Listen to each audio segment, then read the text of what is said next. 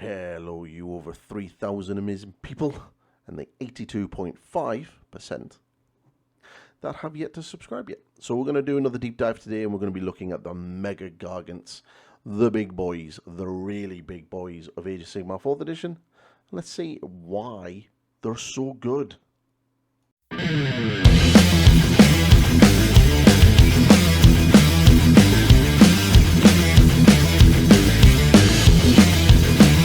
First up, we got their battle traits for the Gargants, which, as you can imagine, is all rampages because it's an army of monsters. So they have, the first one is passive called Timber, which is kind of cool. So each time a friendly Mega Gargant or Gargant model is slain before removing it from play, the players must roll off. The winner picks a point on the battlefield within 3 inches of that model and inflict D3 mortal damage on each unit, friendly and enemy, within 3 inches of that point that has a lower health characteristic than that model.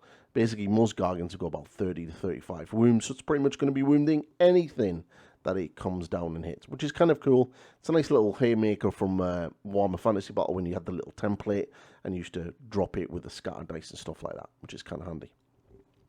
So next, they've got any charge phase Gargant charge. So pick a friendly Mega Gargant or Gargant unit that has charged this turn and has not used the Rampage ability this turn.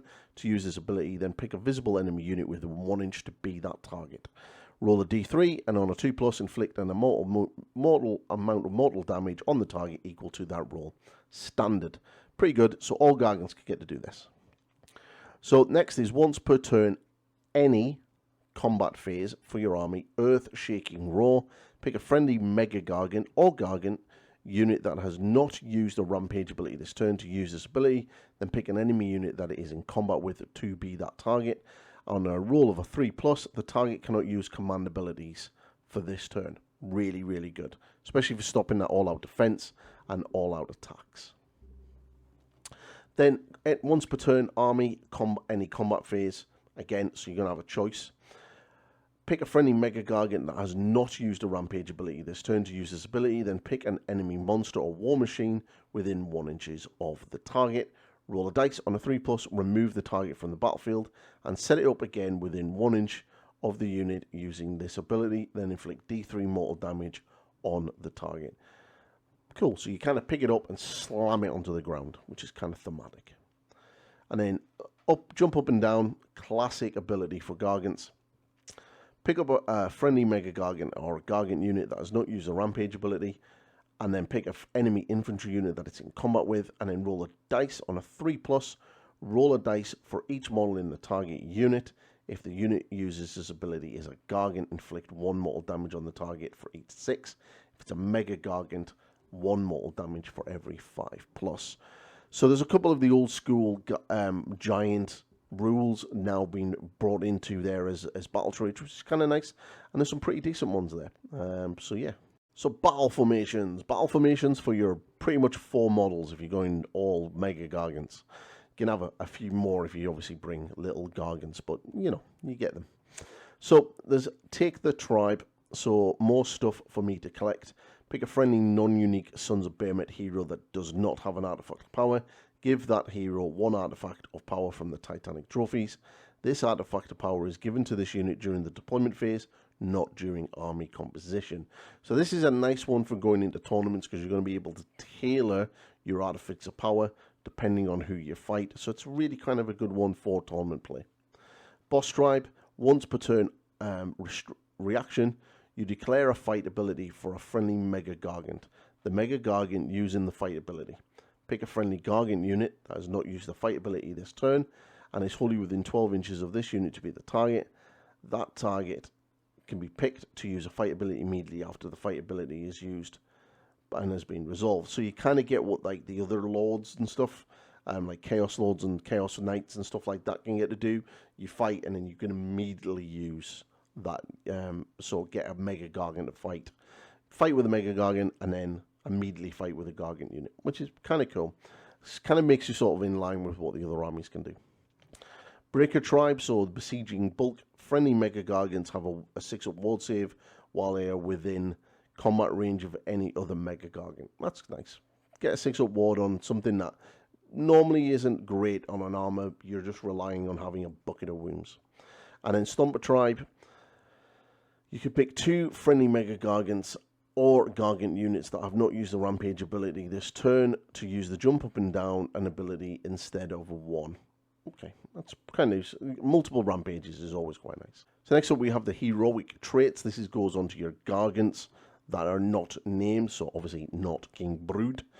And you've got the first one is Furious Temper. For the rest of the turn, add 2 to the attack characteristics of this unit to melee weapons and subtract 1 from save rolls for this unit. So you -1 to save to yourself. It's once per battle and it's any combat phase, but you do gain 2 attacks. That could come in handy depending on which Gargant you put it on. Then passive, Monstrous Tough. This unit has a health characteristic of 40 instead of 35.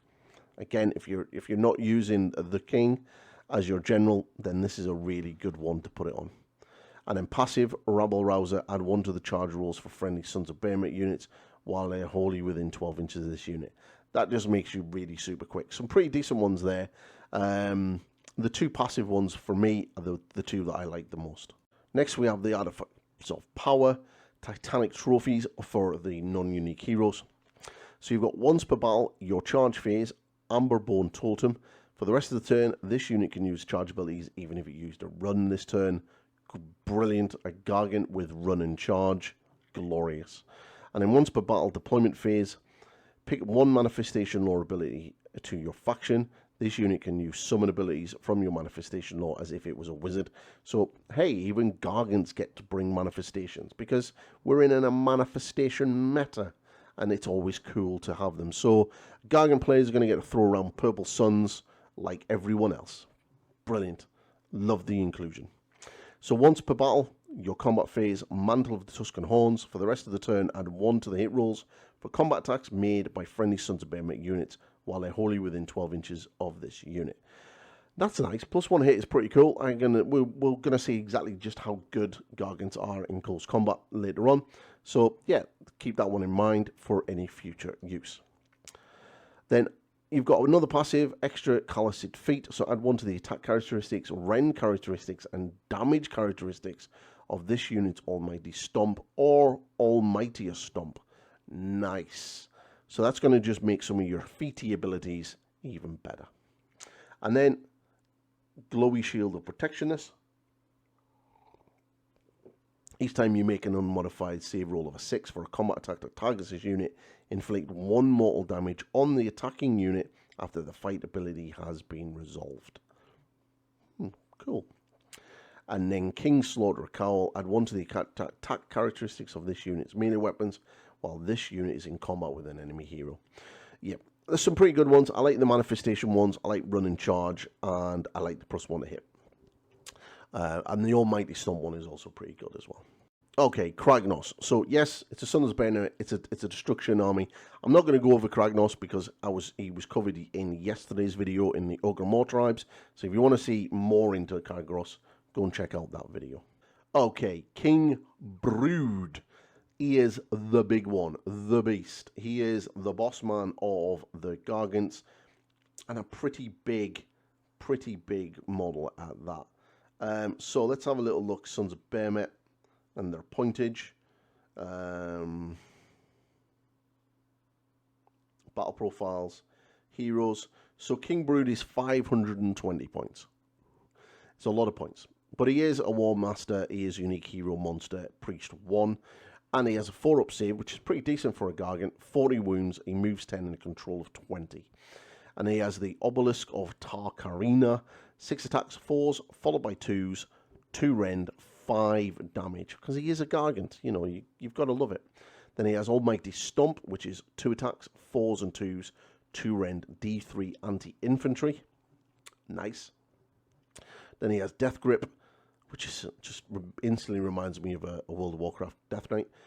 He has 1 attack, 4s and 2s, -2 rend, D6 damage, anti-hero +1 rend. So obviously his Obelisk, if he drops down from 6 attacks to 4 attacks. And then he has a prayer, because he is a Priest 1.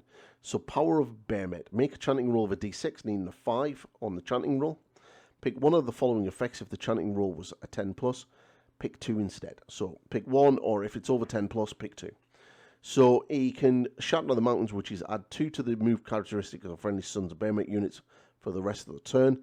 Pretty cool that it doesn't have a range, so it's literally just all of them on the board, plus 2 move. Nice.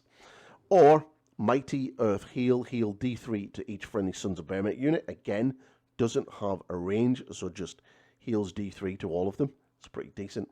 And then Pummel to the Dust. For the rest of the turn, add 1 to the Rend characteristics of all of those weapons, which I imagine is probably the big weapons for each of the big Mega Gargants and massive clubs used by Sons of Behemat units. So he's got a really good prayer, which massively buffs other Gargants for everything. And it's board wide because there's no ranges here, which is really, really, really, really strong. Plus 2 movement is really nice. I mean, your average Gargant's probably going to be moving about 10 inches. Our D3 heal is really, really good.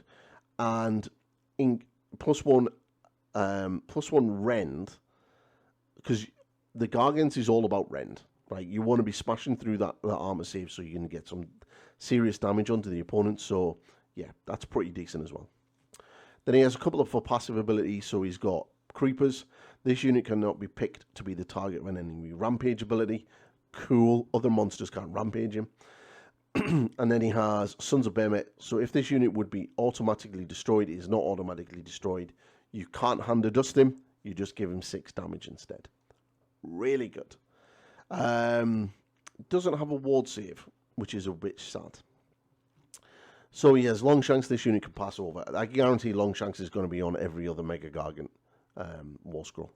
Next up is the Beast Smasher Mega Gargant. Now, if you want to know where this one comes from, obviously the King Brood Mega Gargant comes in 2 variants. You can have this one or the Beast Smasher. And the Beast Smasher comes in at 470 points. He's a hero and a monster. Again, he has a 4-up save, he moves 10, 35 health, control of 20. And then he has a number of abilities. So he has the Menhire Club, which is 4 attacks, 4s, followed by 2s, 2 rend, 5 damage, anti-monster. -1, +1 rend, and then he has Almighty Stomp, 2 attacks, 4s and 2s, -2 rend, D3 damage, anti-infantry, and then Death Grip, which is exactly the same as King Brood's. So his club drops from 4 attacks to 3 attacks if he takes 10 or more damage, and then he has, exactly just like the others, he has a Behemat Brawler, so track 1 from the attack characteristics of enemy monsters while they are in combat with this unit. He has Longshanks, and then he has any combat phase. Beast Breaker strikes. Pick an enemy monster in combat with this unit to be the target. This unit can make a pile-in move, then roll a dice, and on a 4+, inflict 5d6 mortal damage on the target. 5d6. So your pesky cows, Archeon, Nagash, all of these big guys. This guy gets in. You make a roll on a 4+, you're inflicting 5d6 mortal damage. That is brutal. It's a core attack, it's an attack, and it's a fight. And then obviously passive is Sons of Behemat, so he can't be killed. He can't be out-killed outright, so he does 6 damage to it rather than that. So Nagash is going to get smashed, but he can't hand the dust back. Next up is the Gatebreaker Mega Gargant. And this bad boy is crazy. 500 points for this Gargant. 500 points. He's a hero, he's a monster, and everything else. He has pretty much the same stat line as the others. 4s for his save, movement 10, 35 health, 20 control. So he throws rocks. So he hurls boulders. So he's got a range of 18. It's 1 attack, 3s and 2s, -3 rend, 4 damage. Then he has his Fort Crusher Frail, so 6 attacks, which does downgrade to 4. 4s, 2s, 2 rend, 4 damage, anti-faction terrain, +1 rend. So, you know, he's really good at busting open people's terrain. Then he has, obviously, Almighty Stomp and Death Grip, which is exactly the same as the other 2. So he has a couple of similar abilities. Obviously, he's Son of Behemat, so he can't be automatically killed. He takes 6 damage instead. He has Longshanks, which is just like the others, but then he has 2 other abilities. So he has Pulverizing Strike, so you pick an enemy unit in combat with this unit to be the target. Not a monster, just an enemy unit. Then on a 4+, it picks, you can pile in, then make a 4+ roll, and inflict 4d6 mortal damage on the target. Nice. Just like the Beast Breaker, but this guy can do it to everybody, and it's only 4d6. So, Smashdown. So, you can pick a terrain feature within 3 inches of this unit. If the target is a faction terrain, inflict D3 plus 3 mortal damage on it, then roll a D3 for each non-monster unit, friendly or enemy, within 3 inches of that terrain. On a 2+, inflict the amount of mortal damage equal to that roll. Nice. So yeah, Gatebreakers are pretty cool. You're definitely going to have one in your army at least, just for the sheer amount of damage this thing pumps out. The good old Kraken Eater. And the Kraken Eater is 470 points. Again, exactly the same stat line as the others. He hurls debris, so he has a 24-inch range to chuck rocks at you. 3 attacks, 4s and 3s, -1 rend, D3 damage. Then he has a Shipwrecker War Club, 4 attacks, which does drop down to 3 attacks if he has 10 or more damage. Hits on 4s, wounds on 2s, -2 rend, 4 damage. Nice. Then again, he has Almighty Stomp and Death Grip, which are exactly the same. So, Sons of Behemat, again, can't be killed outright. Have to do you give him 6 damage instead. Longshanks, just like the others. So he has 2 unique abilities to this kind of Gargant. So he has Get Off My Land. So you can pick an objective within 1 inch of the unit to be the target and then roll the dice. On a 2+, move the target 2d6 to a new position on the battlefield and more than 1 inch from all other models, terrain features, and other objectives. Basically, you play football with objectives, which is kind of cool. You just run up and hoof it. Kind of funny. So once per turn, enemy combat phase, stuff him in my net. So you pick an enemy unit to be the target, roll 3 dice. For each roll that is at least double the target's health characteristic, 1 model from the unit is slain. Basically, just stuff him in your bag for food later. I like the Kraken Eater, he's kind of cool, and yeah, the kicking objectives causes TOs loads of problems, which is really funny. Next up, we have the classic War Stomper, the Chaos Gargant's best friend. And he comes in at 460 points. He's one of the cheaper of the Mega Gargants. In fact, he is the cheaper of the Mega Gargants. So again, same stat line as all the others. And he has a Titanic Boulder Club, which is 4 attacks, drops down to 3. If you take 10 or more damage. Hits on 4s, wounds on 2s. 2 rend, 2 damage, anti-infantry. Not very good. Almighty Stomp and Death Grip are the same. Now, again, I would understand being damage 2 and rend 2 if it was like had more attacks, but it doesn't. So hopefully the Titanic Boulder rule kind of will improve this. So if all of the attacks made with the Titanic Boulder target the same enemy unit, for every 5 models in the target, add 2 to its attack characteristic for the rest of the turn. That's fine.